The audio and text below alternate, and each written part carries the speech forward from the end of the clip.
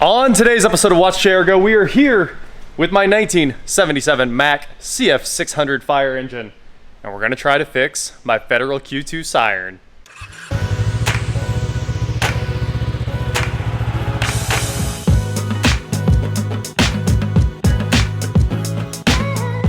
What is going on, guys? I am Watch JR Go, and like I said, I'm here with the Firetruck I bought for $3,000.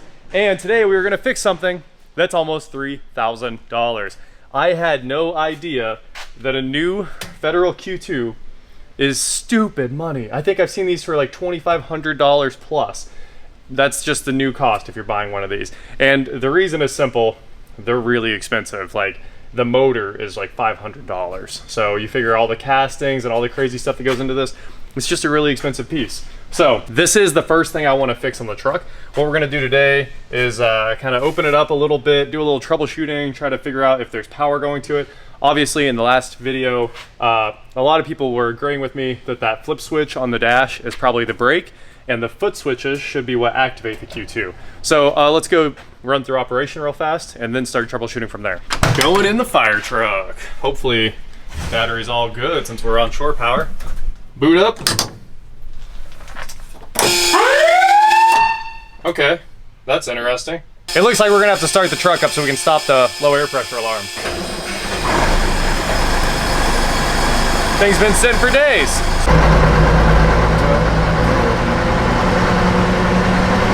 guys, welcome to the tour of Firetruck. Right now, the outside is up the back. I know nobody on camera can hear me, but like in the truck, it sounds really cool. It's amazing. The fire comm system is so sick. It's amazing. We can talk at just normal volumes and it's all good. All right, here comes that big power.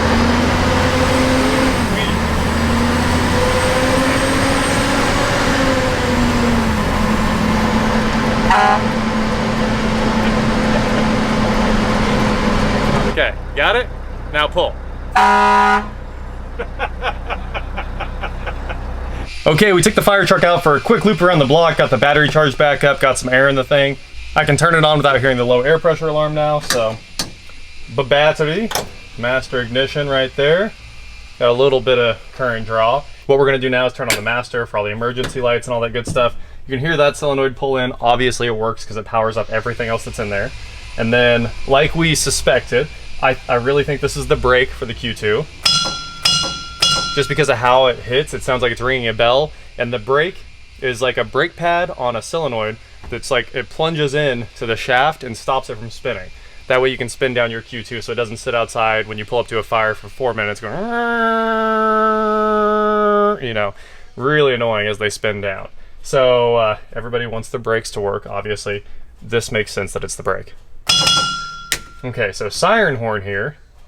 Nothing happens when that switch turns on. And my thought would be we'd hear a relay or something when that thing's on. So, nothing there. Still nothing there. And everybody said that should switch between this and maybe the floor switch. Of course, we have the floor switches. And that one actually sounds like a latching switch, not a momentary. Okay. And then we come over to the engineer's side, I guess, and we hit the other floor switch. And it moves, but this switch might be damaged.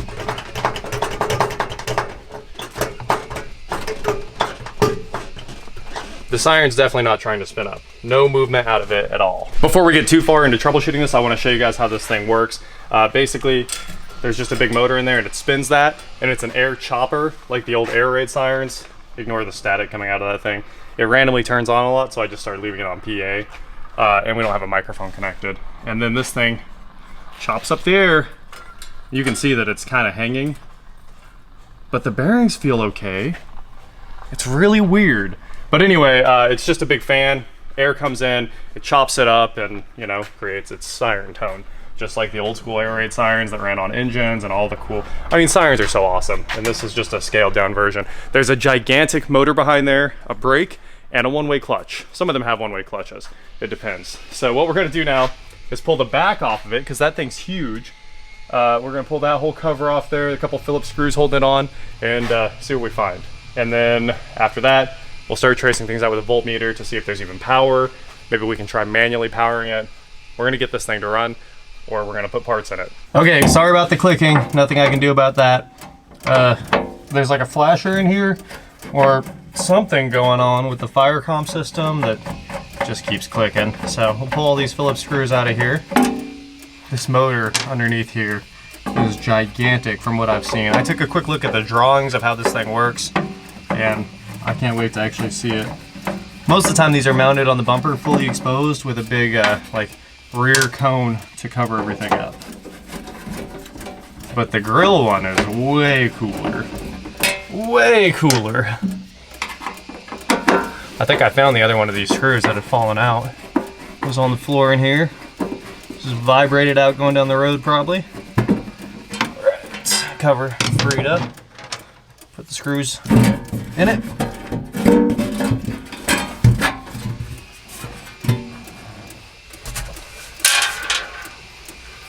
That is a gigantic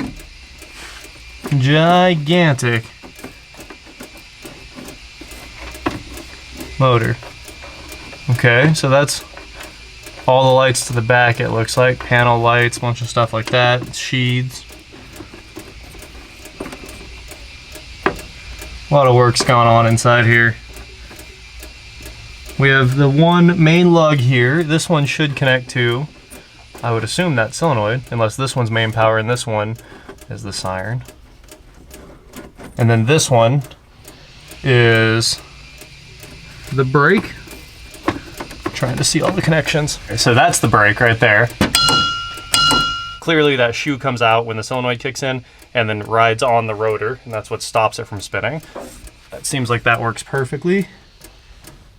And then we've got the big old mount here, and this cable must be power into this thing. It's a pretty serviceable motor. You can pull this back end apart and put bearings in it. Sorry if there's focus issues.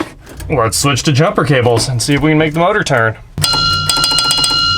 All right, jumper cables. Try to get it on this lug back here.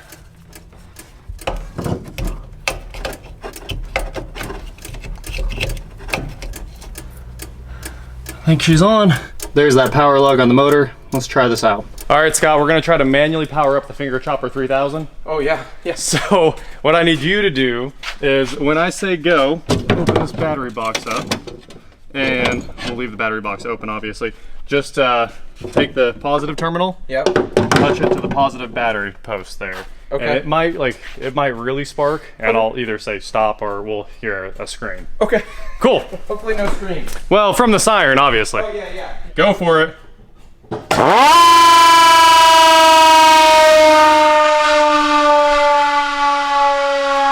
That's awesome! All right, hold on.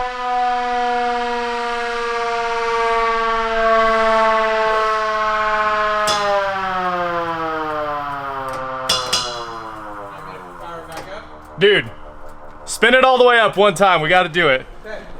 Yep, here we go.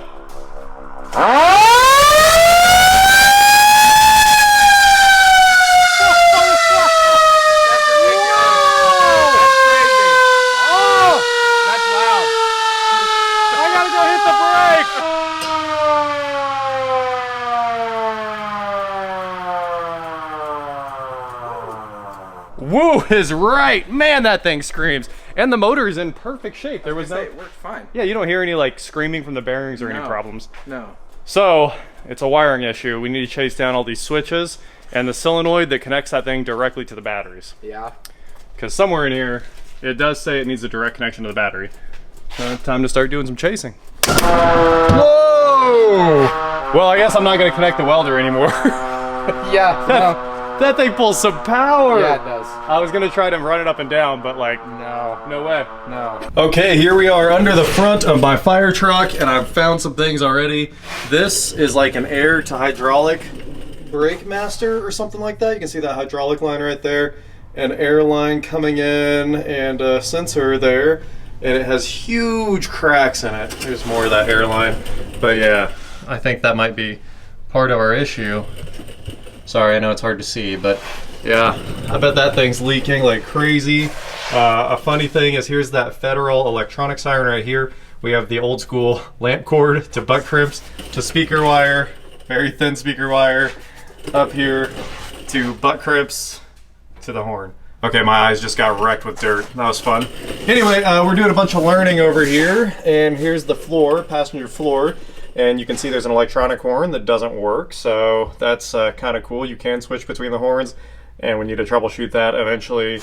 But if you look right there, that is the passenger or engineer foot switch, and clearly it just makes a ground when it's pushed.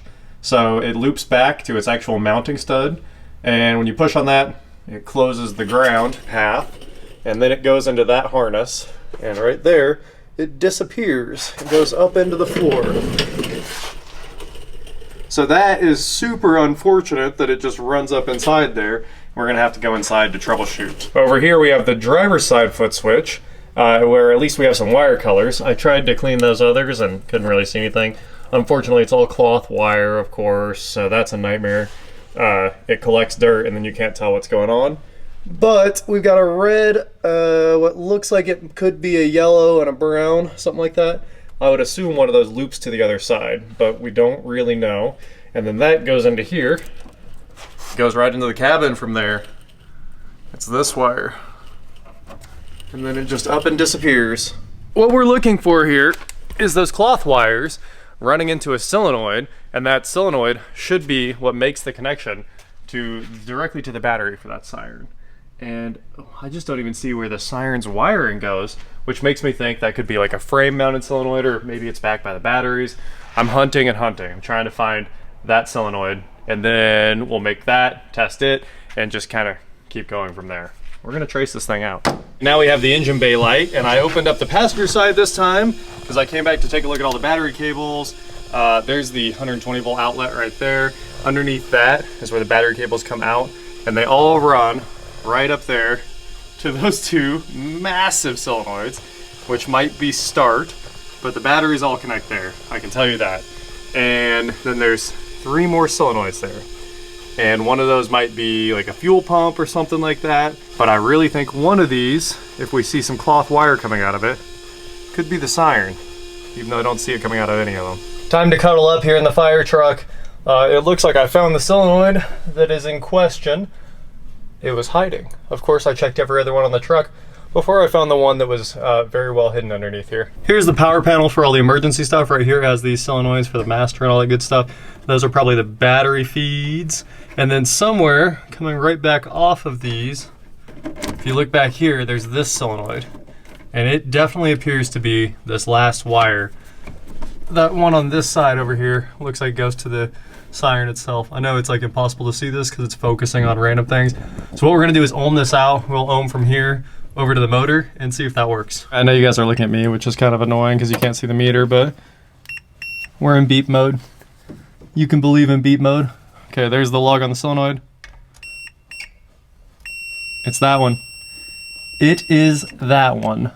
So, let's check for 12 volts on the other side of this thing.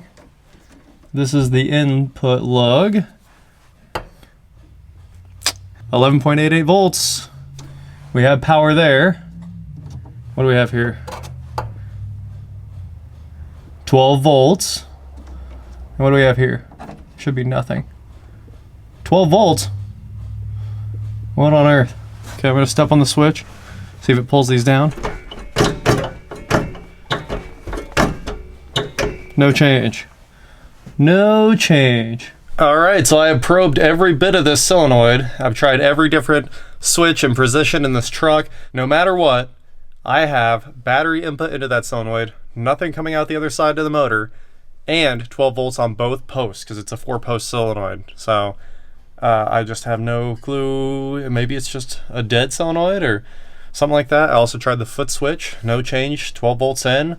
You would think power would pull the thing in, unless it's looking for a ground to be made, but I kind of doubt it. I think it's dead.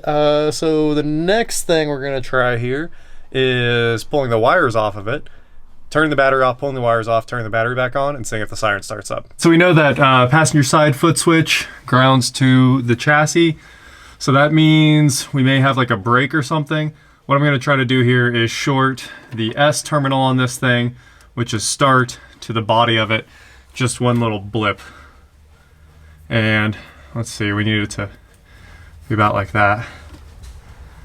This shouldn't be anything crazy, but we might blow a fuse.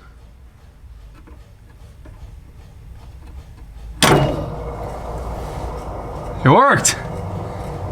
It is a ground trigger. Okay, try again.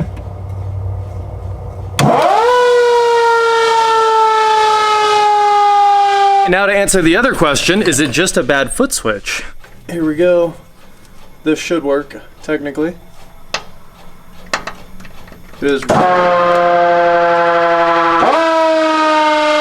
And now we're gonna try to unbolt this, which might be a nightmare.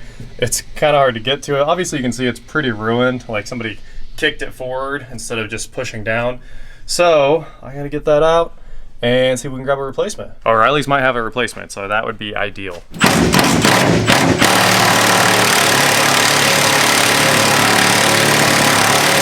Yeah, we got the screws out of it. Scott, go ahead and give it the big stomp. All right. Hey, came right out. Awesome. Awesome. There's our broken foot switch. Oh, put it in the light. Yeah. All right, we're here at O'Reilly's. It's time to go hunting for a momentary foot switch. Hopefully they have it. Obviously this was like a horn switch for a lot of old cars, so they might not, but they might. Okay, we found a foot switch. It's in Oklahoma City. Yes, sir. It'll be here tomorrow morning. So thanks, Kevin. I'm out of here. No problem, brother. Have a good one, John.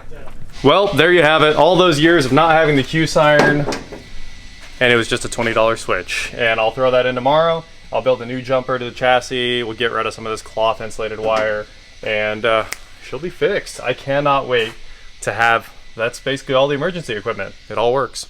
So that is it for today, guys. Thank you so much for watching. Don't forget to head on over to shop, watchjrgo.com, where you can get cool shirts, not like this. And please like, share, subscribe, do whatever you want to do. And I'll talk to you next time. All right, back to normal things, just for a little bit. Maybe the Xterra. There's just so much to get done. I'm trying to crank them out. Well, I think the truck was a lie.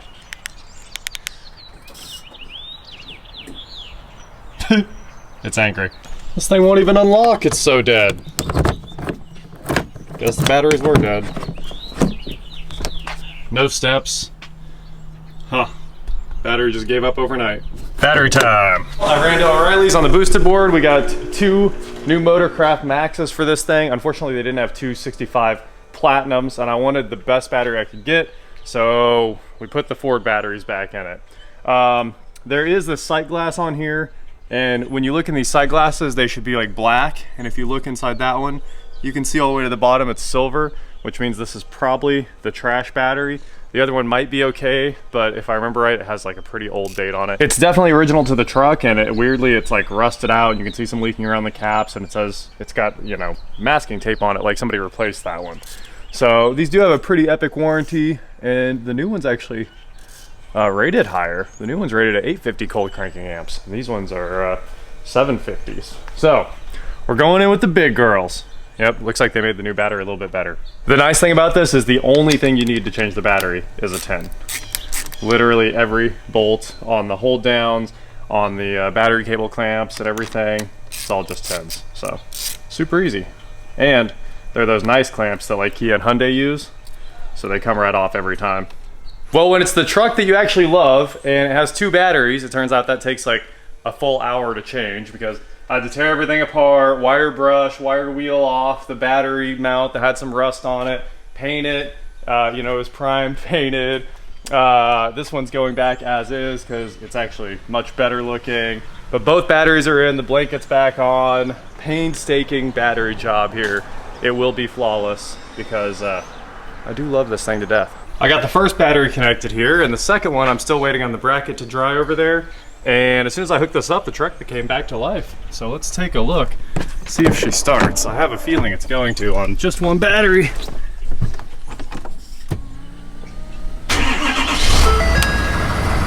Hey, 150 cranking amps goes a long way. Well, the truck's back together. Let's go drive it. I gotta take these cores back to the ORAD.